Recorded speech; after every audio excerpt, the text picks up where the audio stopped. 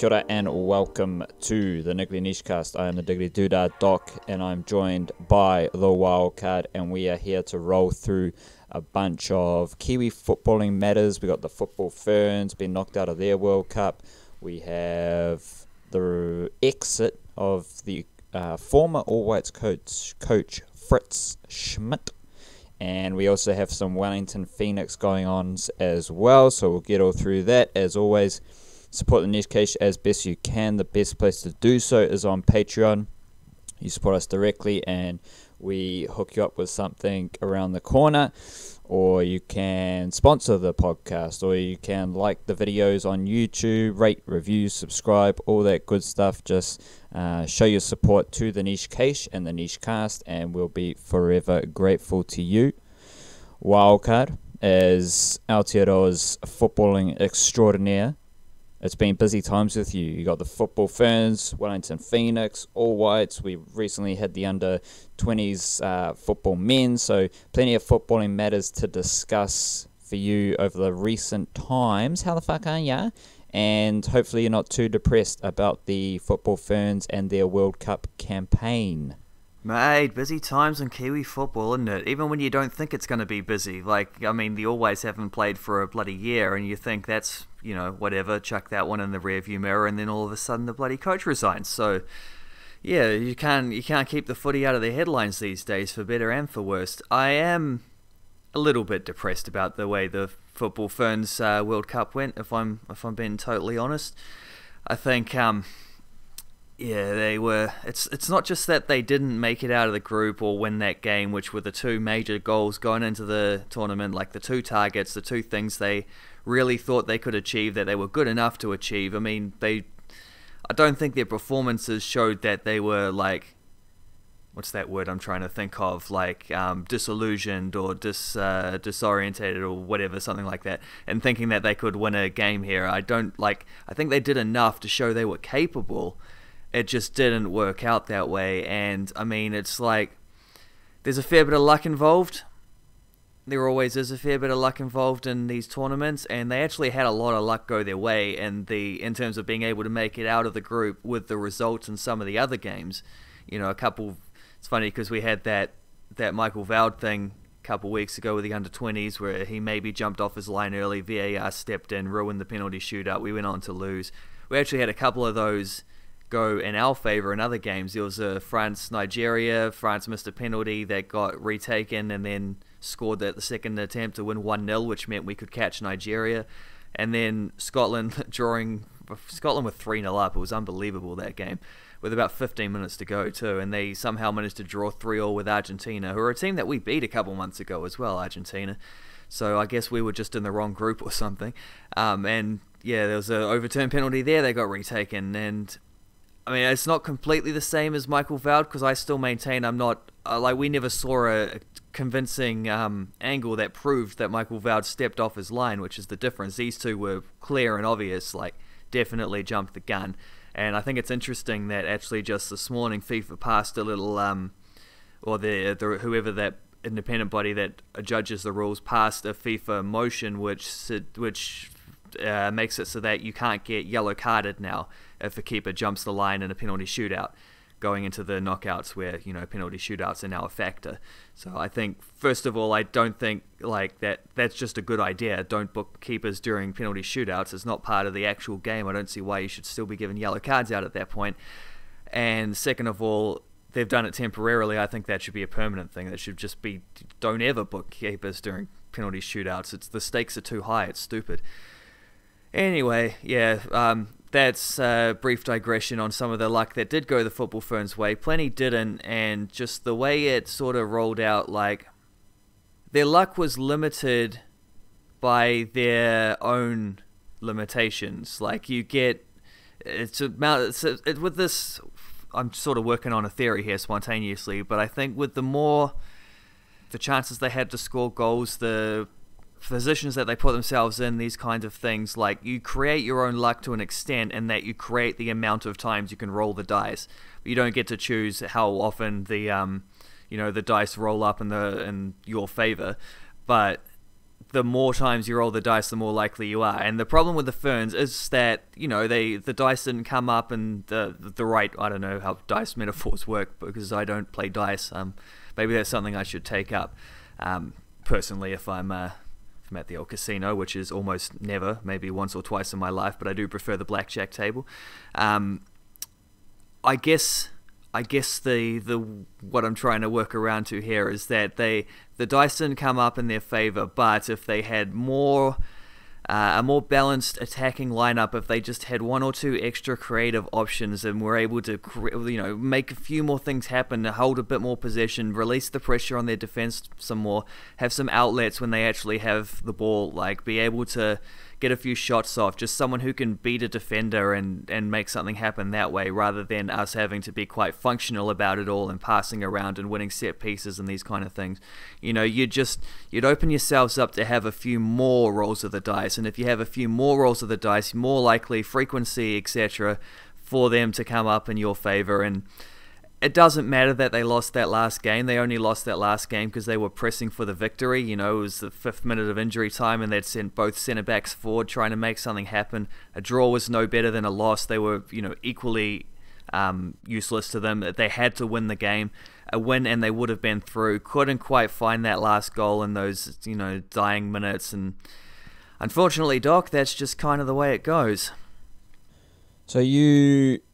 on the scale of kind of failure, where do you rank this between 1 and 10? Is it a almighty capitulation, 10 out of 10 failure, or is it a lower grade, maybe 3 or 4 level failure, with the insight being that this Ferns team didn't have a whole lot to prepare under Coach Samani, and they will be a lot better for their experience moving forward into the next World Cup cycle, because there's going to be a whole lot more solidarity in that World Cup cycle compared to fair amounts of bullshit that happened in this World Cup cycle. So where do you rank it on the scale of failure, and what kind of nuances and insights can you offer to put that into context?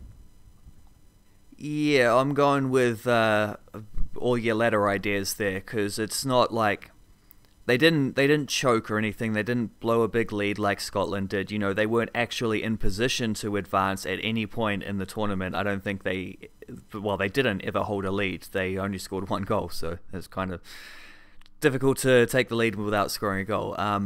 Even then, it was an own goal, but a relatively well-worked own goal. Great cross from Katie Bowen, so, those things happen. That's about creating pressure yourself. So coming from behind, like playing from behind the whole time, it's not like they were ever in a position where they were like favourites to advance and didn't. They were going to have to take that thing either going into the last game. It was like, well, we've got one game here. This is everything on the line. And then going into the last few minutes of that game, it was like, well, we're chasing this thing. So I don't think you can say they were ever like...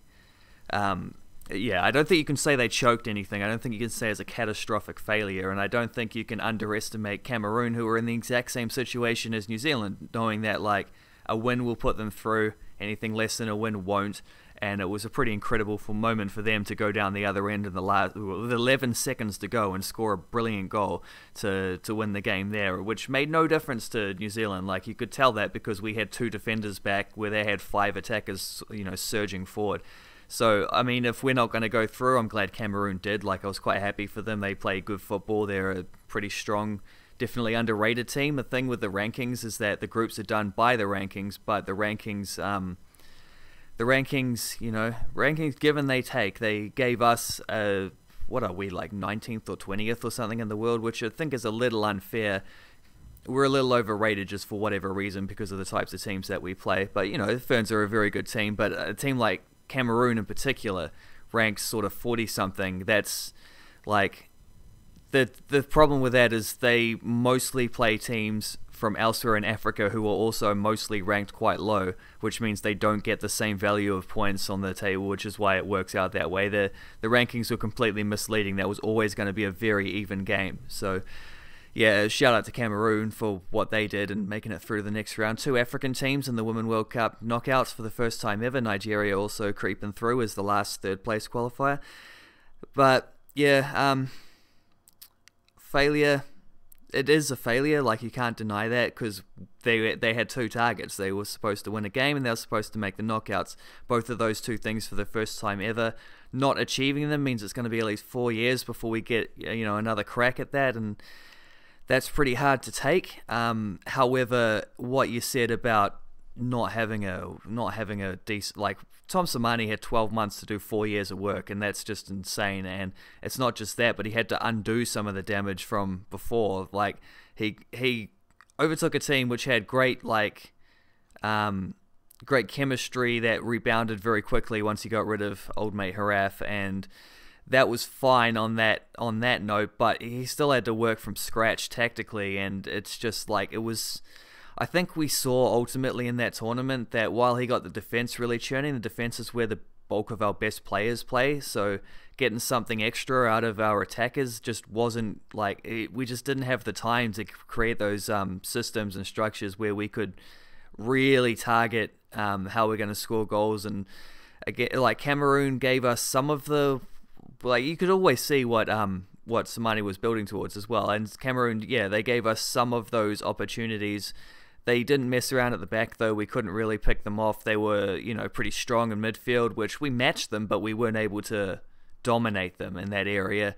So we just didn't quite take advantage of our set pieces in the right way. Well, I mean, there were a couple very close ones, but so it goes. So it's certainly a failure. It's certainly a disappointment. I don't think anyone in that team would argue that matter.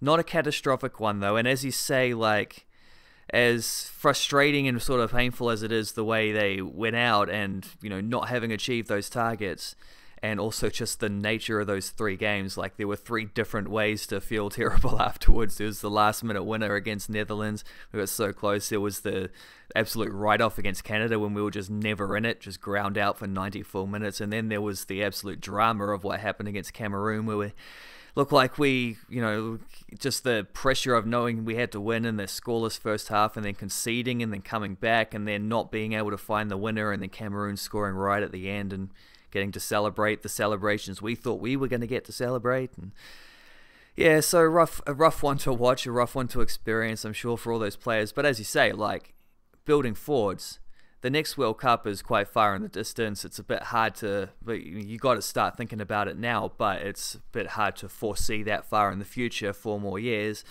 However, Tokyo 2020, the Olympics next year, we should qualify out of Oceania for that once more. And I mean, it's tougher in the Olympics. You get fewer teams, so the teams, like, the standard tend to be pretty strong. But I mean, the Ferns are going to be a better team for this. The Ferns are going to continue to improve. Tom Samani has re-signed up until the end of the Olympics. After that, I mean, he'll be, I think, 65, 66 years old. So whether he wants to be coaching at a World Cup when he's 69, I don't know. I mean, up to him. He certainly could if he wanted to. He's a pretty fit fella. But yeah, I mean, at the very least, we're going to get some sort of continuity going here, and that is a positive, because you remember a few weeks ago we were talking, you had a quote and you said, adversity is a hell of a thing to waste. And I think this is a very appropriate time to bring that back for the Football Ferns, because rough as that one was in that 2019 World Cup, you just got to... this is something Olivia Chance said actually afterwards, which was really impressive. Straight after the game, she said, well, basically, we just got to bottle this feeling because we know we don't ever want to feel this again. And, the implication of that is you bottle it up, you chuck it on a shelf. When things get tricky, you walk over, take a little sip, have a little sniff, and say, oh, that's right. Like, that's the worst case scenario. That is why we keep on going. That's why we, give that extra little 10%, that extra little 1% in the... the final 10 minutes of this game or whatever situation you happen to be in. Adversity is a hell of a thing to waste, eh, Doc? It sure is. We're in the middle of Black Caps fixtures. They defeated South Africa. That was pretty cool, and they're playing someone tonight. I don't even know. That's how West excited Indies. I am. I'm just comparing these 2 World Cups because the Football Ferns... It wasn't a case of like a disaster in the sense that everything that could go wrong did go wrong, but it just didn't feel like they enjoy the certain level of sporting deity assistance that you often require to perform well in these sorts of events. And just the vibes from the Football Ferns compared to the Black Caps at this World Cup, like I don't think the Black Caps are one of the best teams at this World Cup, and I am actually in a bit of a spot from that game against South Africa because I genuinely think South Africa were pretty crap.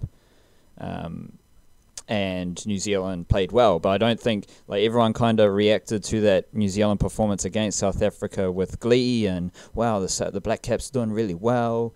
But South Africa, with the game in the balance, they repeatedly missed chances to take wickets and put New Zealand under more pressure. And I just feel like that the momentum and good vibes and slices of luck or just performance bonuses, boosts that the Black Caps are getting at this World Cup weren't there for the Football Ferns. Is that an idea that you can relate to or buy into?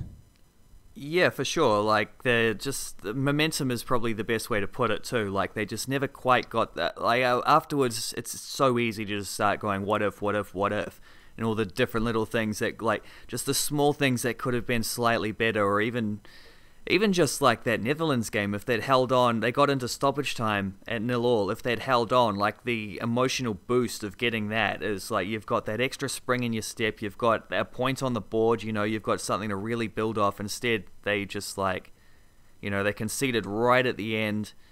Netherlands went on to beat the other two teams in the group, so they didn't really need it. I mean, they could have given us, they could have let us have that one, or someone could have just won a header at the end there. And if they'd got that draw, that big morale-boosting draw, that big, like, get yourself up and running and get that momentum starting to churn, who knows whether that could have influenced a better performance or even a better result against Canada. Certainly a better result against Cameroon if that was ideal. Or even, like, I was thinking, considering that their best performance was in the first game, and maybe it's because playing against a team like Netherlands, who played the way they did, suited the way that we played, and that was irregardless. Or maybe just, like, the first game of the tournament is the easiest one to get pumped for because you're at 100% fitness. You don't have to, the other games you're playing on a short turnaround. It's the way it is. Everyone else is doing the same thing, but it is an influence of tournament football, is that it is a grind and it is difficult physically to get through a whole tournament like that. I'm not saying that's an excuse. I'm just saying if they'd played Cameroon first, maybe they could have, replicated the performance against Netherlands. And even then, I don't think the performance against Cameroon was terrible. Even against Canada, which was probably their worst one, I don't think it was like, I talked about this last time, I don't think it was because they were mud. I think it's because they did everything they could, but Canada had that little bit of extra, class that just took us out of the game. And these are not limitations of effort and energy and performance from the Ferns. They're limitations of talent, which you can't do anything about. Like, you can only do the best with what you got, right? And the Ferns, I think, did.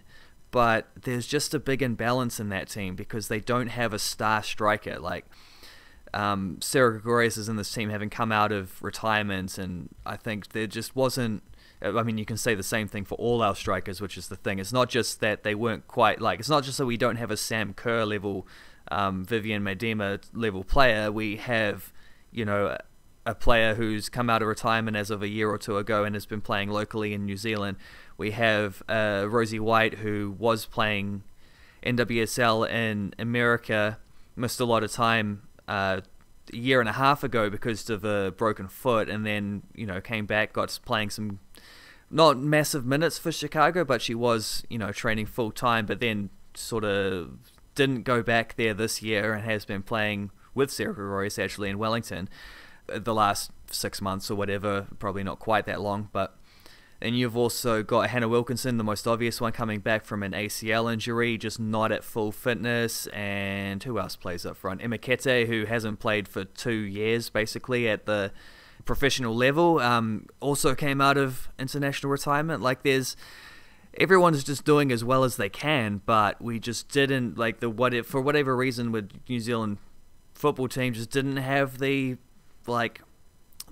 talisman striker that maybe we needed in order to maximize our opportunities in that way. but that's just what they were working with. You know, you can't do better than what you got. So I don't think they were performance levels issues. But yeah, like maybe that little extra momentum would have helped along the way. And you also, of course, had the injury to Michaela Moore just before the tournament, ruled her out. You had CJ Bott broke her wrist and very early in the second game, ruled her out. And like these are little things. Both those players were replaceable to an extent. Like at least they had very good players who could fit in and play those same roles. But it is just little, I don't know, little bits of psychic damage where you're like, oh, this didn't go our way. Oh, this isn't ideal. And maybe they did just need a lot more things to go perfectly for them in the way that, you know, for other teams it does. Like it's almost at random. You can't pick how these things go, but I don't know, little dark omens along the way, I guess. I'm not sure. Which is obviously a metaphor for life, because if one negative event happens in your life, then you can kind of, oh, this bad thing happened to me, and then suddenly you're attracting more bad things to happen to you, and then you're like, oh, why is all this shit happening to me? Oh, I'm a victim, and then bang, bang, bang, it just compels. So, interesting. So what you're saying is the Ferns, next time they go to a major tournament, got to get involved on some of those like banishing rituals and talismanic, I don't know what it's called. I suppose that's also a ritual. Get some magic in their favor. Yep, you can do smudging, which is a thing. That's the extent of my knowledge about smudging, but it's a thing that you can do. Just, you know, cleanse, detox, you know, some releasing, writing down, and then burning that piece of paper, whatever they want to do. We're here to offer our services and give them a bit of spiritual guidance as well. I read a Damien Eccles book the other week about all his. I don't know if you know who Damien Eccles is. He was in this. They called them West Memphis 3. He was like a dark little metal kid in a small town in Bible Belt America in the early 90s, and some kid got murdered and then they just automatically picked on the dude who was wearing the Metallica shirt, and they chucked him and two other guys in prison for like 20 years. And moral of the story, he didn't do it. He's been released since, but he wrote his book about all those like magic rituals that he went through. And I thought it'd be real cool. I'm like, oh, there'll be some fun things I can like add to my meditation routines here or whatever. And he mostly just went on quite extreme tangents about like supreme what would you call it, like visualization type things, and they were like evoking angels and things like this. But you know, there's probably some good stuff in there. That's where I learned about banishing rituals. Do you know the difference between a talisman and I think it's an amulet or whatever the thing is? One is supposed to attract forces and energy. It's all energy actually. One attracts energy and one repels energy. So you know, there you go. There we go, indeed. That's what the niche case is here for. Who was your favourite player from the Football Ferns World Cup campaign? Hard to pick the difference between the two centre backs and the goalkeeper. I think Erin Naylor had an outstanding tournament, just like zero mistakes, claiming every cross, just not even little fumbles. Like I think she was pretty much flawless. There were 3 or 4 times she made outstanding saves as well. She didn't have a huge amount to do because our defense was pretty good at limiting shots on target. We didn't limit a lot of the pressure on the goal, but in terms of actual literal saves, you know, relatively minimal. There wasn't just like one of the saves of the tournament against Canada, tipping one around the post there. There was a triple save against Cameroon at 1-0, which was essential that we kept that ball out, and she managed to like block 2 in a row, make another diving style. That was unbelievable. So great performance from Erin Naylor there. And then Rebecca Stott and Abby Urseg at centre-back were just like superb the entire way through. Stott, just some of those last-ditch tackles were incredible. And Urseg just wins every single header, just like so composed, so well-positioned. There were actually, I thought their first goal against Canada, was it the first goal or the second goal? I forget which one, but there was one where Urseg was sort of dragged. I think it was the second one, actually.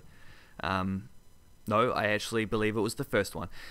She got dragged out of position a little bit, and maybe she didn't need to, and there was the first goal against Cameroon where she got spun, where I think she just misjudged the ball, although incredible touch. Like, both of those were very good goals from an attacking sense, but, this is what happens when you have to defend for 265 out of 270 minutes, basically. So both centre-backs were just imperiously good, and it's hard to pick a favourite between that sort of triumvirate at the back there who all just did everything that they needed to do. Roger Dodger. We will quickly touch on a few other Kiwi footballing matters.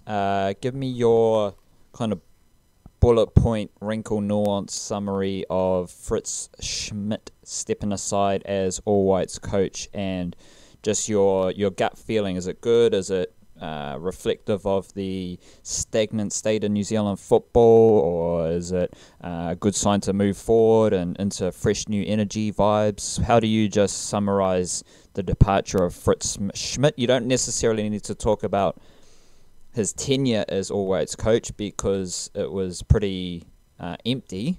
So just let's focus on moving forward and what this means for New Zealand football and the All Whites specifically. See, the thing with that is it's like he was here for 16 months, he coached 4 games, he didn't have a full-strength squad in any of them. It was basically a B team every time. So I couldn't talk about his tenure if I wanted to. I don't remember anything about his tenure because nothing bloody happened. So the fact that he's left all of a sudden, and it was a complete shock, like it came right out of the blue, but and this is too early after it happening for us to know exactly why as well. Like, it's just a weird, empty kind of feeling. Like, I can't summarize it in any way because there's just nothing to say. I don't know. I didn't expect this, but what have we lost when we never even knew what we had? So I guess it's just bloody more New Zealand football dramas along the way, as seems to be the routine. But yeah, I don't know. I can't think anything about what happened with Fritz Schmid, so I guess all there is to do is to box that one away and chuck it deep in some dark recess where we don't have to look at it again and think, well, whatever happened, but here's how we're going to move forward.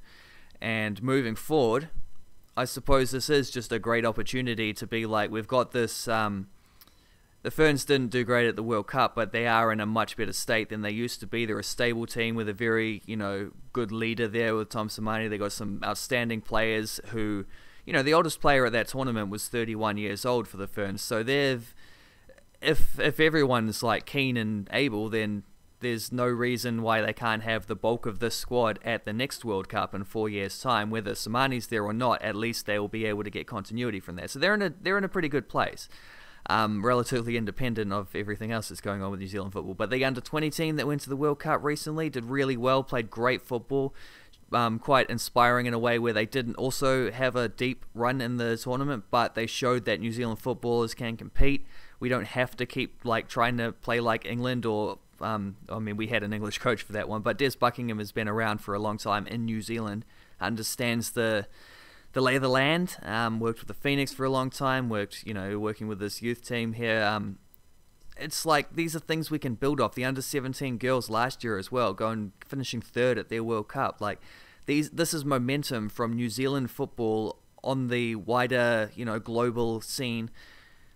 Why not just go all in on it at this point? And I'm so disillusioned by the way we would outsource these roles to just like Johnny Foreigner to come in and tell us how to play football. It's just been the way that things have always been done. It's not going to work inspiringly when you're drawing players from all around the globe. It's just, you need someone who understands how New Zealand football, and I'm not talking about the organisation, I'm talking about the sport, how that is going to work. And here's an opportunity, cards on the table. Let's do this. Let's go all in and say we're going to trust Kiwi footballers, Kiwi football people, the Kiwi football community to get us out of this little bit of mess and stagnancy that New Zealand football has been in for a couple years. Unfortunately, I don't know how far you can make this work when it's a little bit. I don't know if it's still completely rotten at the top. Fritz Schmid leaving, for better and for worse. It wasn't Schmid's fault. Schmid never had a chance to do anything. I was always relatively impressed by him. He's a little bit he was a little bit of a cold character, but I don't think he was certainly didn't. He seemed like a nice character. But he was, kind of the last vestiges of the Andy Martin era. So this is a fresh start. This is a clean slate. It'd be nice if New Zealand football themselves could sort a few other things out in terms of how the game is being run around the place. I think the Premiership's in a little bit of a funky position right now.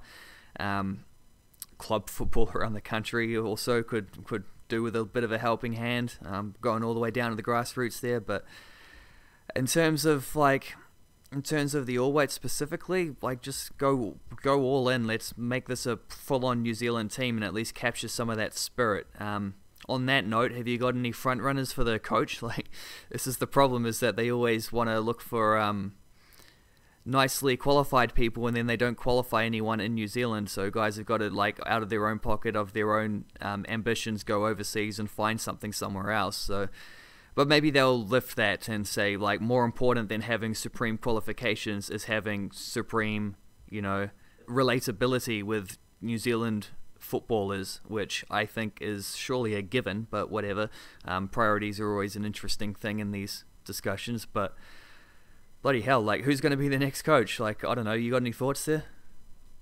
It just seems everyone's fascinated with the tactical elements of coaching a national team. You got to be, everyone in the football landscape knows that New Zealand football had certain markers that they needed for a coach, whereas at that level, specifically for a New Zealand football team, and not maybe the bigger teams in the world, they need that certain level of tactical nous to compete at World Cups and at that very top tier level. But even with them, it's about bringing together these major personalities. It's about bringing together a bunch of guys who play for the biggest clubs in the world, and they're all have rather large egos, and they all have a certain level of diva in them, and they're all just people of a certain stature.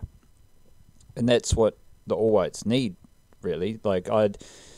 You're far more in this realm, embedded in this realm than I am, but it just feels like they just need someone to bring together a bunch of Aotearoa's best footballers and just have them playing and enjoying coming together as a group. So they always want to come together, they always want to play together, they always enjoy coming to camp, and that's what the coach should be, is someone to bring them together. You don't necessarily need a coach who's going to roll out the best tactics, because let's be honest, tactics and quote-unquote coaching in that essence is not necessarily going to help the All Whites win games of footy. It's going to be about how they come together as a group. They're, the team's culture, the mana, the collective mana of that group, and how they perform on the international stage representing Aotearoa. To me, it's much more mindset and those... I don't know what the word is, but those things, as opposed to culture, as opposed to skill. The All Whites aren't going to need someone to upskill players or to come in and revolutionise tactics with the All Whites. They need a coach who's going to have them fizzing on all cylinders to represent Aotearoa, and that should be what they look for in a coach. What is your track record of bringing men together? And to do that, you need someone who has knowledge of what it means to represent Aotearoa. You need someone who understands the path these players have taken, because being a footballer in New Zealand, you're taking a different path to many other footballers around the world, and that needs to be reflected in the coach. Yeah, and that's a little bit of a unique thing that New Zealand has compared to, you can look at... when you were describing the overseas top sort of ranked teams who would have whose job is to bring together a bunch of divas and get them playing and buying in for this one cause. In my head, I'm hearing, England's football team there. I'm picturing, a bunch of Man City players, a bunch of Liverpool players, a bunch of Manchester United, Arsenal, Chelsea, Spurs players, all trying to put aside their club affiliations and play for England, which, last World Cup, they did bloody well, to be fair. And that's sort of what Gareth Southgate's not a massive tactical manager. He has a couple of interesting ideas that he rolls with, but for the most part, the reason he was so inspiring was because he captured that essence of what it is to represent a country like that by wearing a nice waistcoat and studying penalty shootouts. He made a little bit of a thing about it, but and at its heart, he was just like an England manager. He's not like going out there and being an outstanding tactician. In fact, if he was a bit of a better tactician, they might have been able to beat Croatia in that semi-final. However, New Zealand has all those England players are going to be drawn from the Premier League, which is a massive advantage for multiple reasons. Stylistically, even though there's some vastly different ways, like Manchester City don't play anything like West Ham or whatever. But still, and then the timetable reasons, everyone's available at the same time. It's not something New Zealand gets to deal with. New Zealand's drawing players from, well, we can cross out Portugal/Turkey at the moment, but we got players playing in England, we got players playing in Australia, we got players playing in America, Holland. We're picking players from all over the globe here, and some of them even are maybe still playing in New Zealand as of Schmid's last thing, although I sort of prefer to see the Premiership as a stepping stone, like make your name there, go overseas, get embedded, and then you're looking at national team honours in that order. But, it's not always a luxury we get to have. So when you're drawing from so many different wells there, getting players from all over the place, players playing vastly different styles, and South Africa, let's chuck that one in as well, get another continent involved, vastly different styles and ways of and mentalities and all these, you just got to get them all together in a cohesive unit. And you know what, I listened to you talking just there, I'm now happy to say I think tactics in international football are overrated. The teams that do well in tournaments are often the teams that are just that get that momentum going in their favour, the teams that have that belief and energy about them. And how are we going to capture that for New Zealand? I mean, there is a coach I can think of who just won a national title, bringing together two pretty disparate groups of players and uniting them into a cohesive unit, and Danny Hay for Eastern Suburbs. And there aren't a lot of qualified New Zealand coaches out there. I don't know what his qualifications get to. All the candidates I've seen thrown out are also people like Jose Figueira and Ramon Triboulier, and Des Buckingham is another one. I think Des Buckingham should definitely take the Olympic squad, the under-23s there. If they go to the Pacific Games, I hope they do. He should be in charge of that. For qualifying, he should be in charge of that. For the tournament, let him in charge of that, because it's going to be a lot of... ultimately, if we make it to the Olympics, that team's going to have a lot of players from that under-20 squad that he just did so well with. So I like the continuity of that, but I don't really know if he's up for the full-time All Whites gig. It's a bit of a different beast going from youth football to senior football. So, I mean, I'm very happy to endorse Danny Hay at this point. I just like the what he would bring to that role. I think for what he did with Eastern Suburbs was absolutely superb last season, and I can't fault that. I think that a lot of the skills he showed there are similar skills he'd have to show with the All Whites, which is great. He's also a former All White himself and played to a pretty high level. I mean, he played a couple Champions League games with Leeds back in the day, so he knows what it is also to be a professional footballer at a high level, in the same way that Winston Reid or Chris Wood do. Obviously, they've gone a lot further than he did, but still, he has that relatability. I'm happy to endorse Danny Hay as the next All Whites manager. I'm just going to chuck that one out there. I'm not sure how many options there are. The obvious thing is if they decide they want to outsource to a very qualified and extremely well groomed foreign manager, then okay, but there's no way we can predict who that might be. But I just think at this point it's a waste to do that. You might as well, you're trying to be something that you're not at that point, and you're trying to get the team to be something beyond what it's capable of. We just got to, at the moment the team's played 4 games, none of them relevant. We haven't played a relevant game since November 2017 when the Peru games were on.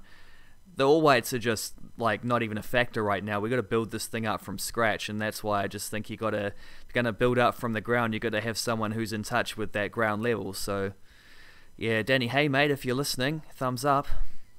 Yeah, you mentioned Danny Hay, and what we know about Eastern Suburbs was Danny Hay had to bring together pretty much two different factions for a common goal. So that, as you said, the skill set Danny Hay had in that specific campaign of bringing people together can apply to the All Whites. And I just find it so weird that up to this point, the national body seemed to have very little confidence in like what its charter is, if that makes sense. Like, New Zealand football didn't seem to have a whole lot of pride, confidence, or faith in football in New Zealand.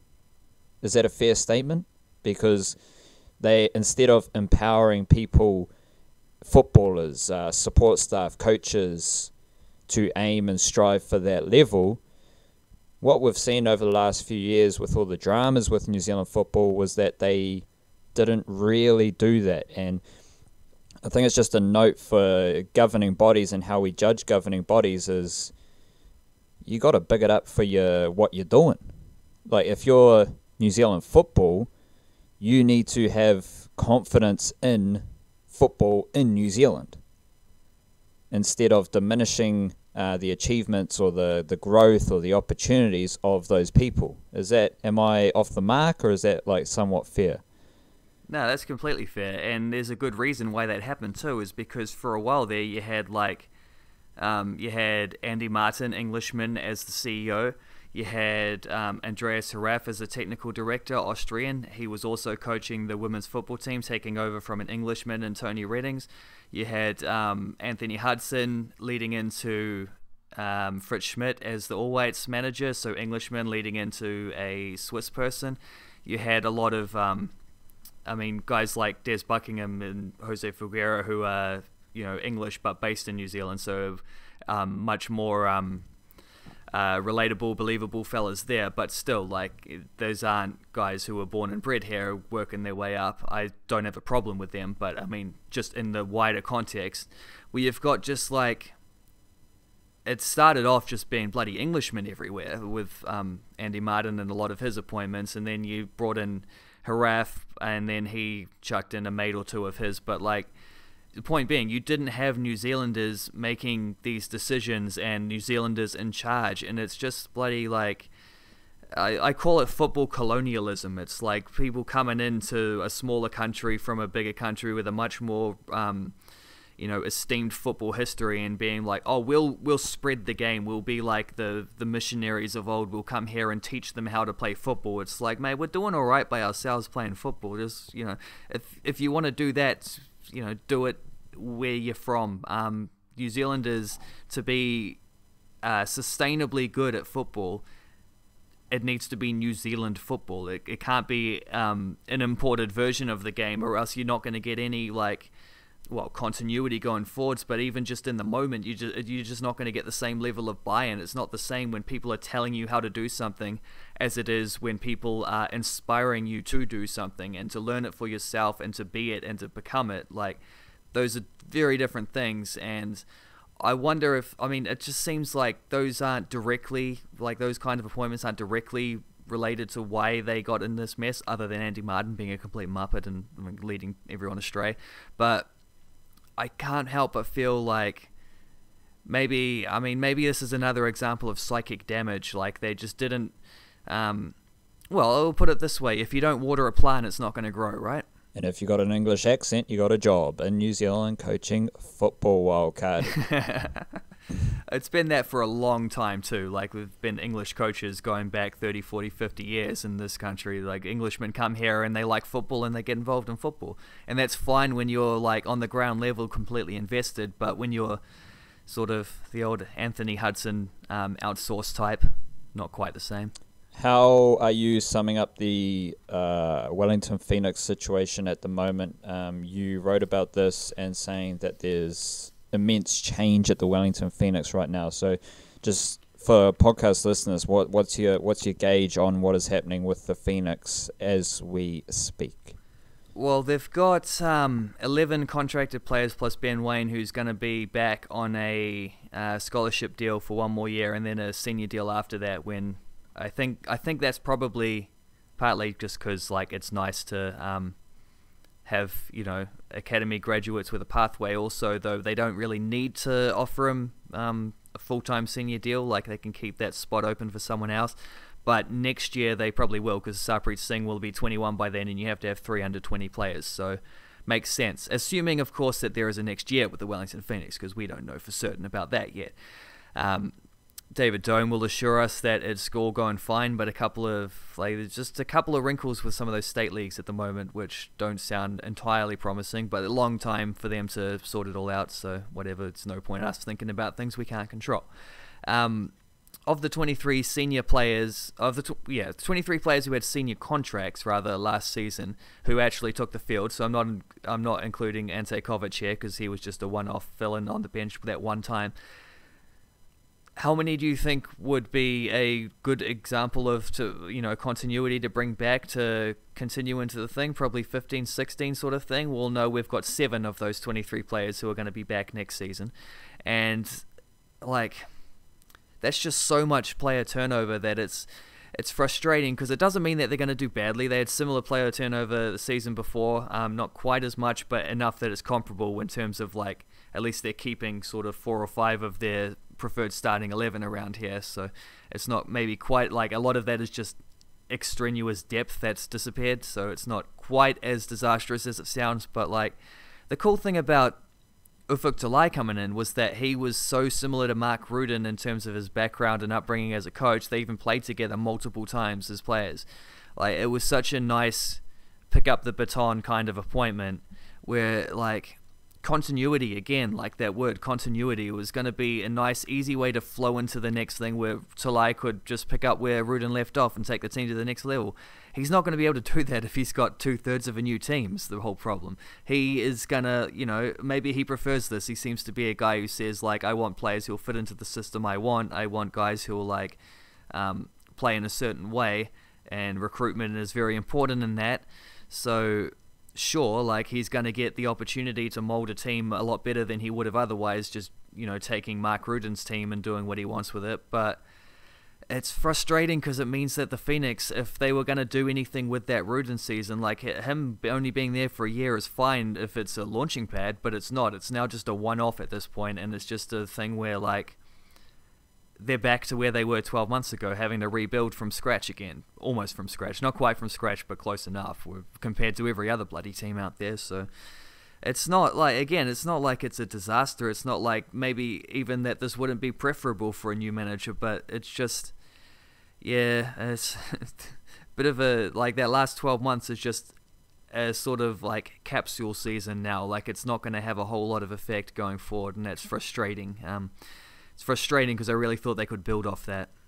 Fabulous wildcard. Great footballing insight for our listeners. And we are going to be back tomorrow after the Black Caps take on West Indies. We were going to record that today, but obviously they're playing tomorrow, so we'll kind of recap the South Africa game as well as the West Indies and where the Black Caps are sitting at this World Cup.